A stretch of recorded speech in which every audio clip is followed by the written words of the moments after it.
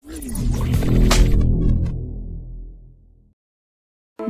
Aceh Barat Haji Ramli MS meminta masyarakat Aceh Barat untuk tetap tenang dan tidak panik serta tetap berikhtiar dan bertawakal kepada Allah SWT dalam menghadapi wabah COVID-19 atau virus corona.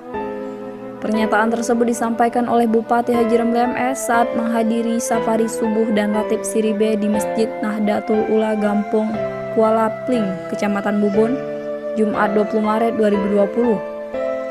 Haji Ramli MS mengatakan, hidup dan mati manusia sudah ditakdirkan oleh Allah SWT.